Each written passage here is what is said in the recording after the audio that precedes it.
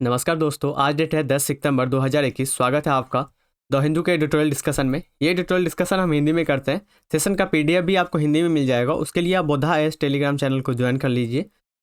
Channel को join करने के लिए डिस्क्रिप्शन लिंक में लिंक दिया हुआ है, वहाँ से ज्वाइन कर सकते हैं, या फिर टेलीग्राम पर आप बोधा एस करके सर्च कर सकते हैं, जहाँ से आपको बोधा एस चैनल का लिंक मिल जाएगा। वहाँ से आप सब्सक्राइब कर सकते हैं, यहाँ पर ज्वाइन कर सकते हैं। ज्वाइन करने के बाद हमारे यहाँ के जितने भी आपको कंटेंट और जो भी मटेरियल अपलोड किया जाता है उसको ये बोधा एस चैनल पे ही पहले अपलोड किया जाता है, यहाँ से ही मिलेगा। और आज से आपको द हिंदू का एडिटोरियल डिस्कशन और न्यूज़पेपर हिंदी में मिलना स्टार्ट हो जाएगा। तो कुछ देर के बाद ही आपको हिंदी में जैसे ही ट्रांसलेट हो जाता है, सारी प्रक्रिया हो जाती है, तो उसका वीडियो भी मिलेगा आपको एनालिसिस करके, और साथ में आपको द हिंदू पूरा हिंदी में मिल जाएगा। तो उसके लिए भी आप हमारे यूट्यूब चैनल को सब्सक्राइब कर लें और टेलीग्राम को भी ज्वाइन कर लें, जहाँ पे उसका जो पीडीएफ रहेगा वो जो हिंदी में रहेगा उसको हम टेलीग्राम पे ही पोस्ट किया जाएगा। यदि आप हमारे चैनल पे नया है तो चैनल को सब्सक्राइब करें और अपने दोस्तों के साथ जरूर शेयर करें। आज हम 2 आर्टिकल डिस्कस करने वाले हैं। पहला जो आर्टिकल रहेगा वो अर्थव्यवस्था में सुधार से रिलेटेड रहेगा, कि कोरोना आने के बाद जिस तरह से हमारी अर्थव्यवस्था डाउन हुआ था, नीचे गया था, उसमें किस तरह से सुधार किया जाए और किस तरह से और प्रयास किया जाए सरकारों के द्वारा जो हमारी अर्थव्यवस्था है वो रिकवर कर सके। दूसरा जो आर्टिकल रहेगा ये हरित हाइड्रोजन से रहेगा, ग्रीन हाइड्रोजन से रहेगा। ग्रीन हाइड्रोजन जो ऊर्जा है उसके तरफ भारत के लिए क्या है और क्या अपॉर्चुनिटी हो सकती है, इससे संबंधित है। तो चलिए पहला आर्टिकल डिस्कस करते हैं। पहला जो आर्टिकल है वो आर्थिक सुधार से है, जिसको जीएस पेपर 3 के अर्थव्यवस्था से लिंक कर सकते हैं। संदर्भ क्या है? संदर्भ ये है कि अर्थव्यवस्था में आपने देखा होगा कि हाल ही में जो कोविड आया था, कोरोना, उसके कारण से हमारे देशों में क्या हो गई थी, लॉकडाउन हो गया था। लॉकडाउन की प्रक्रिया के दौरान सभी इंडस्ट्री, सभी बाजार क्या हो चुके थे, बंद हो चुके थे। बंद होने की प्रक्रिया के दौरान हमारी जो अर्थव्यवस्था की जो भी एक्टिविटी है उस एक्टिविटी को पूरी तरह से क्लोज हो गया था। तो सप्लाई चेन पूरा का पूरा डाउन हो गया। उसके बाद जब हमारी अर्थव्यवस्था खुली, ओपन हुई, लॉकडाउन खत्म हुआ, तो यहाँ पे समस्या ये आई कि लोगों के पास अब पैसे की कमी हो गई। लोगों के पास पैसा नहीं था। लोगों के पास जब पैसा नहीं था तो लोग क्या करेंगे, सामान नहीं खरीदेंगे। सामान नहीं खरीदेंगे तो बाजार में क्या नहीं होगा, मांग नहीं होगा। मांग नहीं होने के कारण क्या नहीं होगा, उत्पादन नहीं होगा। देखिए, आपके पास यदि मांग करेंगे तब तो आप उत्पादन करके यहाँ पे सप्लाई करेंगे ना। तो मांग ही नहीं है तो आप उत्पादन क्यों करेंगे? आपका तो सामान वेस्ट हो जाएगा।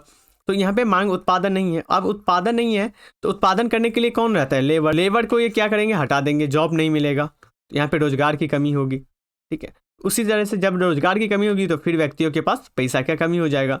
ये प्रक्रिया इसी तरह से चलता है। तो ये यदि यहाँ पे मांग बढ़ाया जाए तो इन चीज़ों को डेवलप किया जा सकता है। अब राइटर के द्वारा बताया जाता है कि आर्थिक सुधार। अब इस आर्थिक सुधार को हम पहले समझते हैं कि हमारे भारत में पहले जो था 47 के बाद जब हमारा देश आज़ाद हुआ, तो देश आज़ाद होने के बाद हमने अपनी अर्थव्यवस्था को क्लोज रखा, अपनी अर्थव्यवस्था को बंद करके रखा। उसके बाद 1990 के आसपास, 1990 में हमारे यहाँ पे विदेशी मुद्रा भंडार की कमी हो गई, भुगतान संतुलन क्राइसिस हो गया। विदेशी मुद्रा भंडार की कमी होने के बाद हमने क्या किया, एलपीजी रिफॉर्म अपनाया। LPG reform, liberalisation, privatisation and globalisation, उदारीकरण, निजीकरण एंड वैश्वीकरण की हमने नीति अपनाया, जो अर्थव्यवस्था में सुधार के लिए हमने उस समय अपनाया था। तो उसका हमें बहुत सारा पॉजिटिव पॉइंट देखने के लिए मिला। पॉजिटिव पॉइंट के साथ साथ अब जब इस समय कोविड के टाइम में, कोरोना के टाइम में हमारी अर्थव्यवस्था डाउन गई है, नीचे गई है, सिंक किया गया है, तो इस दौरान सरकार को क्या करने की ज़रूरत है। तो इसी पे राइटर का ये आर्टिकल पूरा का पूरा बेस है। इसमें राइटर के द्वारा बताया जाता है कि आर्थिक सुधार में अब तक की जो व्यवस्था और प्रक्रिया और लोगों की जो तुलना में अर्थव्यवस्था की तकनीकी प्रक्रिया पे अधिक ध्यान केंद्रित करने की ज़रूरत है। अब राइटर के द्वारा बताया गया है कि जो पहले प्रक्रिया थी, हमने जो एलपीजी रिफॉर्म अपनाया था, उदारीकरण, निजीकरण एंड वैश्वीकरण, उसके साथ साथ अब हमें तकनीकी प्रक्रिया के पे भी काम करने की ज़रूरत है, जिसके तहत सबसे ज़्यादा तो हमारा प्राथमिकता होनी चाहिए अर्थव्यवस्था का। प्राथमिकता जो चालक है वो है मानव पूंजी, प्रौद्योगिकी की तैयारी, मतलब कि टेक्नोलॉजी किस तरह से तैयार किया जाए, श्रम उद्योगी, ठीक है, प्रयोजन, आय, पूंजीगत व्यय, व्यवसाय करने की किस तरह से व्यवस्था है, इस चीज़ों को देखेंगे। ठीक, तो हम अब एक एक पॉइंट को डिस्कस करते हैं कि कहाँ पे भारत को किस तरह से काम करने की ज़रूरत है और यहाँ पे चुनौतियाँ है क्या। पहला जो पॉइंट है, इस पहले पॉइंट में है मानव संसाधन पूंजी का गठन करना। इस मानव संसाधन पूंजी की जो सूचकांक जारी किया गया था, किसके द्वारा जारी किया जाता है, मानव पूंजी सूचकांक, ये वर्ल्ड बैंक के द्वारा जारी किया जाता है। इसके 157 देशों में भारत का जो रैंक है बहुत ही लो रैंक माना जाता है, 103 रैंक है। 103 रैंक है। इसका कारण क्या है? इसका जो मापदंड है अपनाने का कारण है कि हमारे यहाँ पे जो गुणवत्ता शिक्षा की कमी है, कौशल नहीं है, स्किल हमारे पास, लेबर के पास क्या नहीं है, स्किल की नहीं है। बुनियादी स्वास्थ्य देखभाल, आपने देखा होगा कि किस तरह से जब कोविड का टाइम आया था, खासकर सेकेंड वेव जब आया था, लहर आई थी, द्वितीय लहर, उसमें किस तरह से हमारी पूरी की पूरी स्वास्थ्य व्यवस्था हिल गई थी। किसी के पास पता नहीं था ऑक्सीजन कहाँ से आएगा, नहीं आएगा, बेड की कमी चल रही थी, सारी चीज़ें। तो बुनियादी जो स्वास्थ्य देखभाल है उसकी कमी है, और पर्याप्त उसके कारण ही हमारे यहाँ पे क्या किया गया है, इसके लिए हमारा रैंक इतना नीचे किया गया है। नीचे किया गया है रैंक। तो आप देखेंगे कि मानव पूंजी का किस तरह से यहाँ पे सूचकांक में हमारी क्या हाल है, हमारी बहुत ज़्यादा है। उसके बाद है परियोजन आय। परियोजन आप में देखेंगे कि भारत में प्रति व्यक्ति जीडीपी 2140 डॉलर है, ठीक है, जबकि वैश्विक लेवल पे, वैश्विक स्तर पे औसतन जो है वो 11,449 है। ये वर्ल्ड बैंक का डाटा बताता है। वर्ल्ड बैंक का, विश्व बैंक का डाटा ये बताता है कि औसतन मतलब वर्ल्ड में जो औसत जीडीपी, प्रति व्यक्ति जीडीपी होना चाहिए वो 11,449 होना चाहिए, जबकि भारत में देखिए कितना कम है, 2140, मात्र 2140 डॉलर है। तो इससे समझ सकते हैं। उसके बाद भारत में प्रति घंटा जो मजदूरी होती है, यदि आप 1 घंटा मजदूरी करेंगे तो यहाँ पे 1.60 डॉलर मिलती है मजदूरी, जो आपको मिलेगी 1.60 डॉलर मिलेगी। वहीं पे यूएसए में 38 डॉलर मिलता है, और उसी तरह से जापान में 24 डॉलर मिलता है। कोरिया में कितना मिलता है? 20.7 डॉलर। और चीन में जो ये मिलता है 3.3। तो प्रति व्यक्ति जो मजदूरी दर है ये भारत में 1.7 है। तो देख सकते हैं आप कितना कम है। इससे आप अनुमान लगाइए, कम मानव संसाधन पूंजी कम है, कम मजदूरी है, कम खर्च करने का योग। यदि अब जाने इससे प्रभाव क्या पड़ेगा अर्थव्यवस्था में। यदि मजदूर के पास, श्रमिक के पास पैसे कम रहेंगे, उनका इनकम कम होगा तो क्या करेंगे? वो सामान कम खरीदेंगे। तो यहाँ पे क्या होगा? सप्लाई कम होगा, मांग कम होगी। मांग कम होने के बाद क्या होगा? सप्लाई कम होगा, उत्पादन कम किया जाएगा ना। जैसे ही मांग नहीं रहेगी तो कंपनी क्या उत्पादन करेगी? कभी नहीं करेगी। और मांग कैसे बढ़ेगा? तो व्यक्ति के पास पैसा होना चाहिए। यदि आपके पास पैसा नहीं है तो क्या आपके पास 100 रुपये है तो क्या आप 100 रुपये का 200 का सामान खरीदोगे? कभी नहीं खरीदोगे। 100 रुपये है तो आप 90 रुपये का सामान खरीदना चाहोगे, 10 रुपया सेव करना चाहोगे, या फिर 100 रुपये का सामान खरीदोगे। तो यदि आपके पास 200 रुपये में दे दूँ तो आप क्या करोगे? 150 का सामान खरीदोगे। तो यहाँ पे मांग तो बढ़ी ना। तो मांग जैसे ही आप कहीं ना कहीं प्रति व्यक्ति जो मजदूरी दर है वो कम है। वहीं देखिए आप यूएसए में देखिए 38 है, तो यहाँ के व्यक्ति ज़्यादा खरीदेंगे, जापान के व्यक्ति ज़्यादा खरीदेंगे, 24 डॉलर है।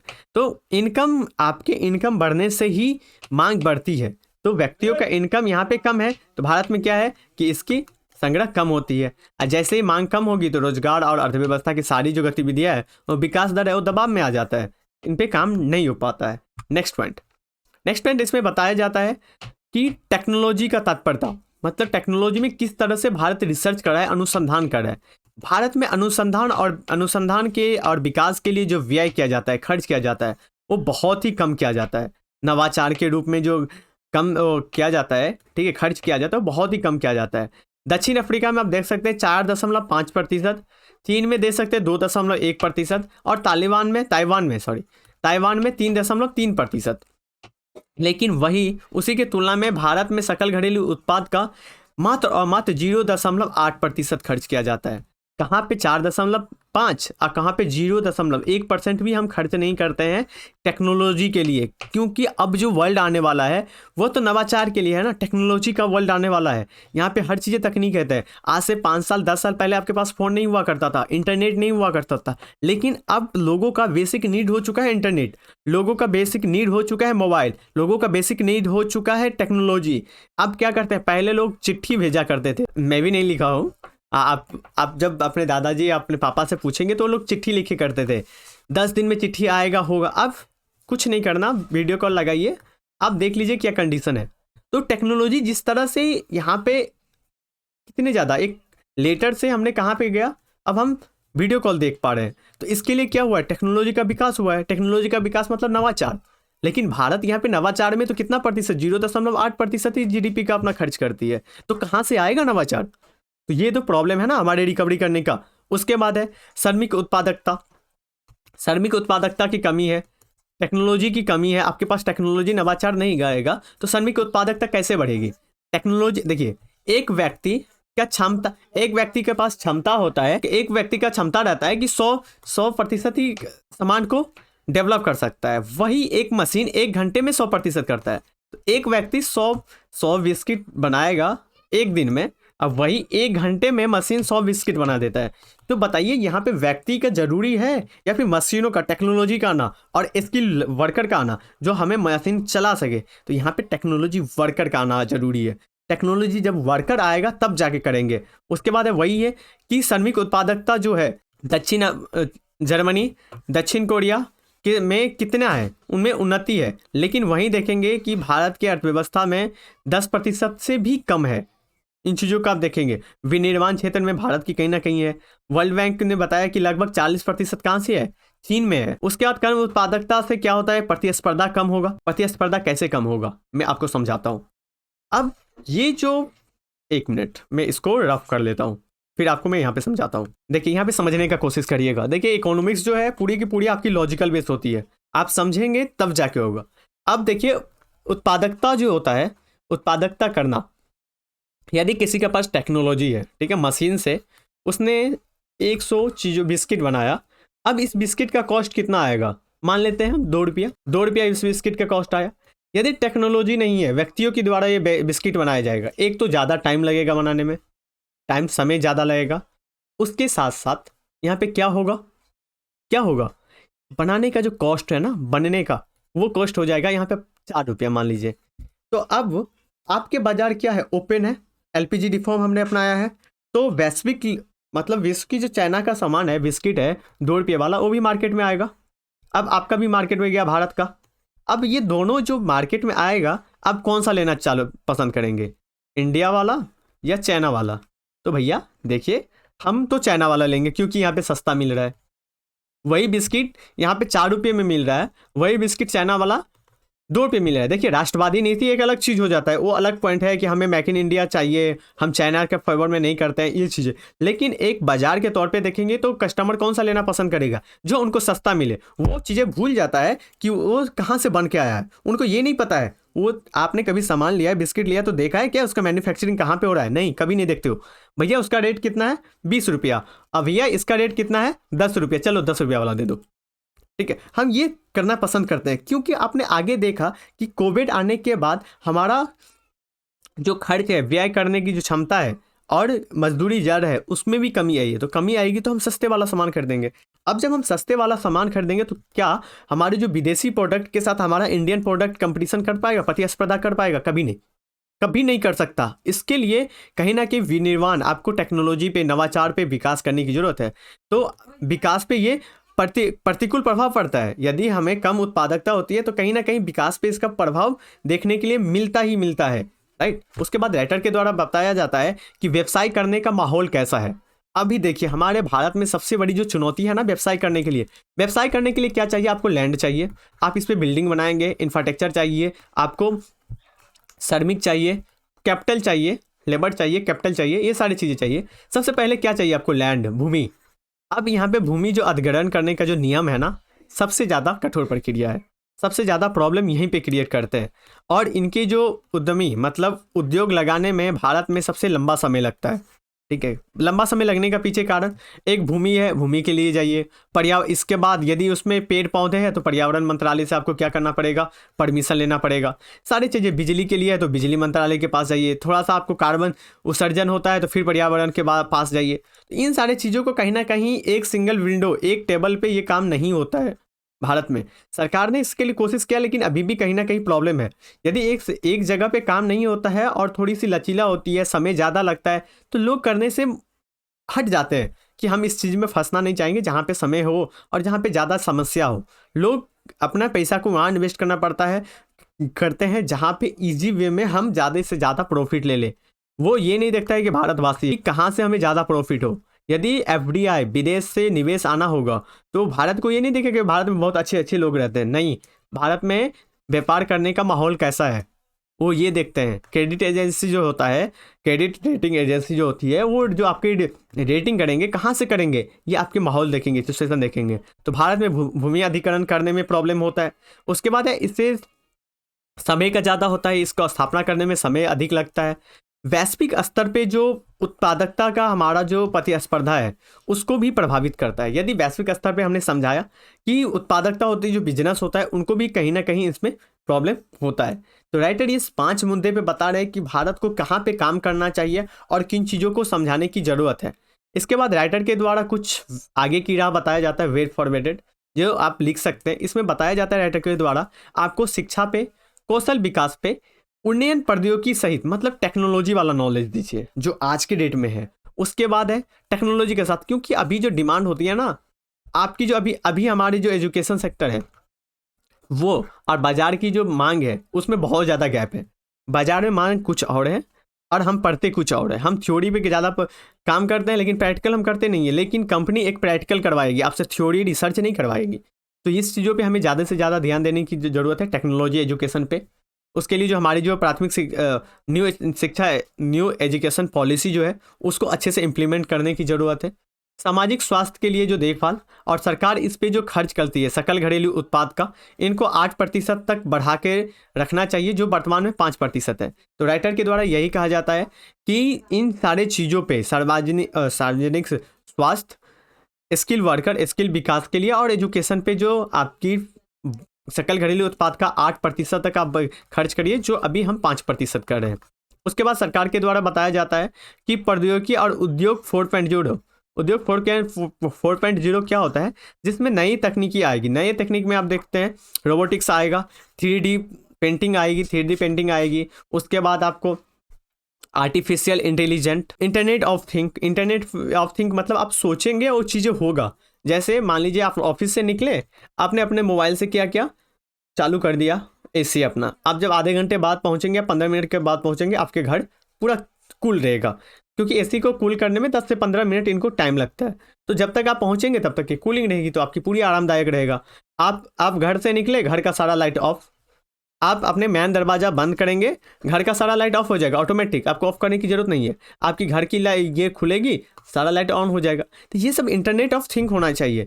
आप गाड़ी में बैठे, आपकी गाड़ी तुरंत ऑटोमेटिक स्टार्ट हो जाए, ठीक है, आप सोचें। तो ये चीज़ों पे काम करने की ज़रूरत है, ठीक है। 4.0 इस पे भी राइटर के द्वारा बताया जाता है। राइटर के द्वारा इसमें बताया जाता है कि अभी आपके जो सकल घरेलू उत्पाद है उनको उत्पादन को 2% तक बढ़ाने की ज़रूरत है। किस में? रिसर्च करने पे, ठीक है, रिसर्च करने पे, सार्वजनिक चीज़ों पर उनको अगले 3 महीने में सरकार के द्वारा जो व्यय है उसको बढ़ाने की ज़रूरत है 2%, राइट। उसके बाद बताया जाता है कि न्यूनतम जो मजदूरी दर है भारत में, जो न्यूनतम मजदूरी दर है उसको भी आय को वृद्धि करना चाहिए। यदि आप आय को जैसे ही वृद्धि करेंगे, कहीं ना कहीं इसका जो प्रभाव होता है, ये प्रभाव कहाँ पे होगा? हमारे अर्थव्यवस्था पे मिलेगा। कि लोगों की यदि इनकम इंप्रूव होगा ना, तो मांग करना इंप्रूव करेंगे। मांग इंप्रूव जैसे करेंगे तो वही हमने जो साइकिल बताया था वही साइकिल फिर से स्टार्ट हो जाएगा। और सामाजिक जो सुरक्षा है, जाल है, उसको भी सुधार करने की जरूरत है। इसमें भी सामाजिक सुरक्षा होना चाहिए। तो मजदूरों की प्रति व्यक्ति आय में वृद्धि होना चाहिए। सार्वजनिक नीति से जो उद्योग है, ठीक है, उद्योग के लिए प्लग टू प्ले वाला चीज़ें होना चाहिए, जहाँ पे कोई भी यदि चाहे कि हम बिजनेस करना चाहेंगे तो उनको डेवलप करने की ज़रूरत है, उनको इजी रूप से मिलाने की ज़रूरत है। उसके बाद एक आपूर्ति श्रृंखला नेटवर्क बनाने की ज़रूरत है, जिसमें लॉजिस्टिक आपका इजी हो। लॉजिस्टिक मतलब जहाँ से हम सामान को ले जा सकते हैं, इसमें इजी हो। सरकार इसके लिए काम भी कर रही है, ठीक है। अलग से रेलवे ट्रैक के लिए, मालगाड़ी के लिए अलग से रेलवे ट्रैक की काम कर रही है सरकार।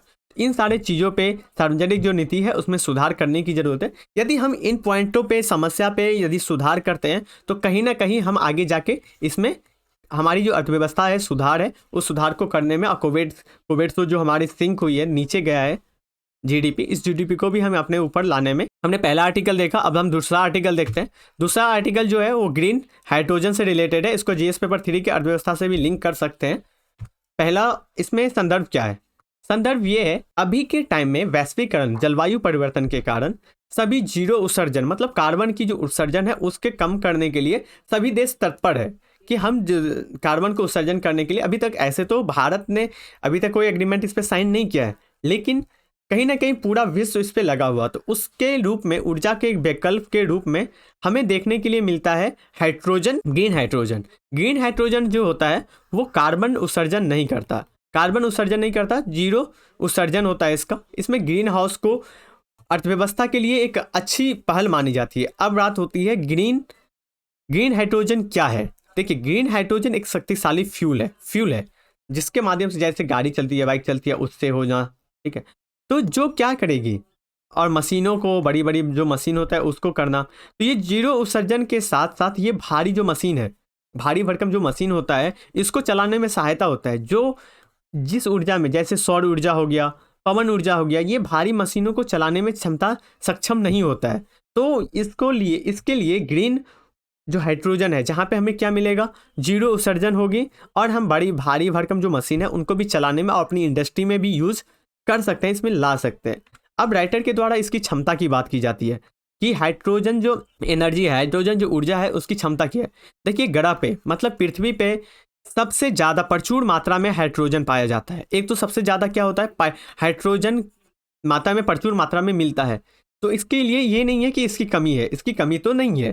तो पहला क्षमता ये है कि इसकी कमी बहुत ज़्यादा कमी नहीं है। उसके बाद ये जो है, ये धनात्मक डीजल से लगभग 3 गुना अधिक होता है। इसकी जो धनात्मक होता है वो डीजल से 3 गुना होता है। तो अब ये भी देख सकते हैं कि ऐसा डीजल है तो डीजल से भी 3 गुना ज़्यादा ये करता है। उसके बाद है हाइड्रोजन। क्या, हाइड्रोजन को जलाया जाता है, केवल इसमें क्या होता है, जल वाष्प होता है, ठीक है। यहाँ पे कार्बन डाइऑक्साइड का उत्सर्जन नहीं होता है। तो इनसे क्या होगी, जलवायु परिवर्तन भी, हमें जलवायु जो होता है, जलवायु परिवर्तन जो होता है, क्लाइमेट चेंज, उनके कहीं ना कहीं हमारा कार्बन डाइऑक्साइड को कम करने में सहायता मिलेगा। हाइड्रोजन के प्रकार क्या होते हैं, हाइड्रोजन जो ऊर्जा होता है उनके प्रकार क्या होता है। पहला होता है ग्रीन हाइड्रोजन। ग्रीन हाइड्रोजन क्या होता है, वो अच्छे ऊर्जा होते हैं, जैसे कि पवन या फिर सौर ऊर्जा का उपयोग जल के इलेक्ट्रॉनिक्स द्वारा होता है, ठीक है। जल के इलेक्ट्रॉनिक करके होता है, मतलब जल के माध्यम से होता है, जिसमें आपको कार्बन फुटप्रिंट कम होता है। कार्बन फुटप्रिंट कम होगा मतलब कार्बन की उत्सर्जन कम होती है। इसके तहत विद्युत द्वारा जल को हाइड्रोजन और ऑक्सीजन को विभाजित कर लिया जाता है। देखिए, जल में क्या मिलता है, H2O मिलता है। अब देखिए, H2O मिलता है तो इसमें क्या किया जाता है कि हाइड्रोजन को अलग कर दिया जाता है और ऑक्सीजन को अलग कर दिया जाता है। जब आप हाइड्रोजन को अलग कर देंगे तो यहाँ से ये हाइड्रोजन हमें मिल जाता है। ये किससे माध्यम से होगा, ये जल वाष्प करके होता है, ठीक है। ये जल वाष्प करके माध्यम से होता है। उसके बाद है ब्राउन हाइड्रोजन। ब्राउन हाइड्रोजन ये कोयले का उपयोग करके किया जाता है, जहाँ उत्सर्जन वायुमंडल में निष्कासित किया जाता है। तो इसके लिए ये कोयले से किया जाता है। ग्रे हाइड्रोजन ये प्राकृतिक गैसों से किया जाता है, जैसे मीथेन का हो गया, ये हो गया। तो ये सारे जो प्राकृतिक गैस है, जितने भी घटक हैं, इनसे होता है। उसके बाद है ब्लू हाइड्रोजन। ब्लू हाइड्रोजन है प्रकृति से उत्पन्न होती है। ब्लू हाइड्रोजन जो होता है प्राकृतिक गैस से उत्पन्न कार्बन जो कवच होते हैं, ठीक है, उनको करते हैं। तो इसके लिए उत्सर्जन को कवच किया जाता है। ये इतने प्रकार के क्या होते हैं, हाइड्रोजन होते हैं, जिससे कि हमें हाइड्रोजन एनर्जी मिलता है। अब राइटर के द्वारा बात किया जाता है इसमें बाधाएं क्या है, इसमें प्रॉब्लम क्या है। देखिए, इसमें प्रॉब्लम है हाइड्रोजन को अलग करना ऑक्सीजन से। ये जो अलग करने की लिक्विड हाइड्रोजन है, इसको जो कंप्रेशन किया जाता है, उसको -230 डिग्री पे इसको क्या किया जाता है, माइनस में रखा जाता है। टेम्परेचर तो -230 डिग्री पे रखा जाता है। फिर इसको आप स्टोर कर सकते हैं, LPG स्टोर किया जा सकता है, ठीक है। ओके, LNG के रूप में इसको स्टोर किया जाता है। इसके लिए चुनौती है कि इतने कम टेम्परेचर पे इसको रखा जाना। हालांकि हाइड्रोजन का एक स्वच्छ अणु है, ठीक है, क्योंकि इससे क्या होती है कि कहीं ना कहीं उत्सर्जन जो होता है जल वाष्प होता है, तो कार्बन डाइऑक्साइड तो होता नहीं है। लेकिन यहाँ पे सबसे बड़ी प्रॉब्लम ये है कि इनके मतलब उत्सर्जन और इनको बनाने में खर्च बहुत ज़्यादा होता है, ठीक है। इसको बनाने में अधिक खर्च होती है, अधिक लागत लगती है। तो ये जो एनर्जी होती है सस्ती नहीं होती, महंगी पड़ती है। इसलिए इस एनर्जी को अभी टेक्नोलॉजी नहीं होने के कारण इस पे एनर्जी पे बाधा ये है कि इसमें हमें ज़्यादा से ज़्यादा लागत लगता है, लागत भी बहुत ज़्यादा लगता है। उसके बाद राइटर के द्वारा बताया जाता है कि वैश्विक स्तर पे क्या योजना है हरित हाइड्रोजन के लिए। वैश्विक स्तर पे योजना, तो वैश्विक स्तर पे आपने देखेंगे कि सऊदी अरब ने क्या है कि अब सौर और पवन ऊर्जा उत्पादन के लिए एक तो सबसे अच्छी जगह है इनके लिए। उसके साथ साथ ये एक निष्कासित भूमि बैंक भी बनाए हैं, जिनका है कि 5 मिलियन $5 मिलियन की ग्रीन हाइड्रोजन का निर्माण करना, इसके लिए इन्होंने एक इकाई स्थापित किया है जहाँ पे इसको ग्रीन हाइड्रोजन के रूप में ये काम करेंगे। इसको उस उत्पादन करने के लिए यहाँ पे इन्वेस्ट किया जा रहा है, प्राथमिकता दिया जा रहा है इस योजना को। भारत में क्या किया गया है? अब सवाल उठता है कि भारत ने क्या किया है। तो भारत ने हाल ही में, भारतीय रेलवे जो है, इन्होंने हाल ही में एक रेल चलाई है। कहाँ से कहाँ तक? सोनीपत से लेके जिंद, ये हरियाणा के डिस्ट्रिक्ट है, सोनीपत से लेके जिंद। इसका 89 किलोमीटर तक दूरी तक ये तय करेगी इस योजना के तहत। ये जो होगा हाइड्रोजन ईंधन सेल से प्रौद्योगिकी से होगा। ये किस टेक्नोलॉजी से बेस होगा? ये हाइड्रोजन ईंधन से होगा। तो ये भारत का पहला ट्रेन होगा जो हाइड्रोजन से संबंधित होगा। तो यदि मान लीजिए कि पीटी में भी क्वेश्चन आ जाता है कि हाइड्रोजन से संबंधित कहाँ पे चलाया जाएगा, तो सोनीपत से लेकर जिंद तक 89 किलोमीटर तक चलाया जाएगा। भारतीय रेलवे की ये परियोजना जो है, प्रति जो फुटप्रिंट जो है, इसके इतना कार्बन उत्सर्जन को रोकेगी, ठीक है, कम कर किया जाएगा। तो भारत के लिए ये अभी स्टेप उठाया गया है, भारत के लिए भी इस पर काम किया गया है। सऊदी अरब ने भी इसके लिए काम किया है। अब सवाल उठता है कि इससे क्या हो सकता है। तो इसमें बताया जाता है राइटर के द्वारा निष्कर्ष में कि भारत यदि इस टेक्नोलॉजी पे निवेश करे तो हम एक ऐसे टेक्नोलॉजी के रूप में विश्व को लीड कर सकते हैं। विश्व को लीड करने के लिए अभी तक हम सौर ऊर्जा के लिए लीड करते हैं, ठीक है, लेकिन अब हम हाइड्रोजन एनर्जी के लिए भी नेतृत्व कर सकते हैं विश्व लेवल पे। तो इसलिए भारत को इस एनर्जी पे अब अल्टीमेट रूप से फोकस करना चाहिए, क्योंकि यहाँ पे यदि हम इन्वेस्ट करें तो कम खर्चे में, मतलब कम बजट देके भी हमें ज़्यादा से ज़्यादा एनर्जी मिलेगी। लेकिन इसके लिए इन्वेस्ट और नवाचार, मतलब कि इस पर अनुसंधान करने की ज़रूरत है, रिसर्च करने की ज़रूरत है, राइट। तो आज हम इस आर्टिकल के बाद आपको पर्सन हैंडल करना है, क्वेश्चन लिखना है। यह हम हर एडिटोरियल डिस्कशन के बाद एक दिया करेंगे रोज का। तो ये क्वेश्चन ये है कि हाइड्रोजन एक ऐसा तत्व है जो पृथ्वी पर प्रचुर मात्रा में उपलब्ध है, हमने बात ही किया, अतः इसका उपयोग वैकल्पिक तौर पे स्वच्छ ईंधन के लिए किया जा सकता है, किंतु वाणिज्यिक पैमाने पर ग्रीन हाइड्रोजन के प्रयोग में सक्षम कई चुनौतियां हैं। चर्चा करें तो देखिए, इसमें यह बताया गया है कि हाइड्रोजन भारत में पृथ्वी पे सबसे अधिक मात्रा में पाया जाता है। तो थोड़ा सा आप क्या करेंगे, इंट्रोडक्शन लिखेंगे। इंट्रोडक्शन में मैं बता देता हूँ किस तरह से इस क्वेश्चन को आपको हैंडल करना है। तो इंट्रोडक्शन जो लिखेंगे, इंट्रोडक्शन में आपको क्या करना है भूमिका में, कि पहले हाइड्रोजन के बारे में लिख लीजिएगा कि किस तरह से, थोड़ा सा इसमें फैक्ट डालिएगा। फैक्ट डालना पड़ता है, ऐसा नहीं है कि विदाउट फैक्ट जाएंगे। ये क्वेश्चन का डिमांड है कि फैक्ट डालना। तो आप बता सकते हैं कि कितना प्रतिशत पूरे पृथ्वी पे हाइड्रोजन मिलता है, इस चीज़ों को करेंगे, ठीक है। उसके बाद इसका वैकल्पिक उपयोग, इसका लिखेंगे उपयोग क्या किया जा सकता है, स्वच्छ ईंधन का उपयोग किस रूप से किया जा सकता है, ठीक है, इसको लिखेंगे बॉडी के अंदर।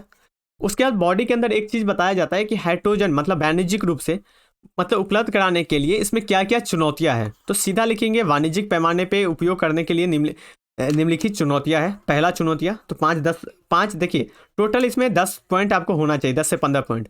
इसको आप 250 वर्ड में लिखेंगे। तो ये चुनौतियां लिखेंगे और उसके बाद जो वे फॉरवर्ड हमने लिखा है राइटर के द्वारा जो बताया गया है, चुनौती आगे कीड़ा में बता सकते हैं कि इस टेक्नोलॉजी पे करने की ज़रूरत है। इन चीज़ों को आप यहाँ पे हैंडल करेंगे। आप क्वेश्चन लिखने के बाद हमें टेलीग्राम चैनल जो बोधा आईएएस है वहाँ पे ज्वाइन करिए। ज्वाइन करने के बाद आप उसमें है आंसर राइटिंग प्रोग्राम वाला एक चैनल, वहाँ पे आप अपना क्वेश्चन वहाँ पे डाल सकते हैं। तो आप यदि डालते हैं तो हम यहाँ पे आपको हो सकता है तो चेक करके बता दें, फीडबैक देंगे कि आपने किस तरह से इस क्वेश्चन को लिखा है। तो आज के डिस्कशन में इतना ही। उससे पहले कि आप बोधा आईएएस टेलीग्राम चैनल को भी ज्वाइन कर लीजिए और हमारे यूट्यूब चैनल को सब्सक्राइब करें, लाइक करें और अपने दोस्तों के साथ जरूर शेयर करें। तो आज के लिए इतना ही। Thank you so much.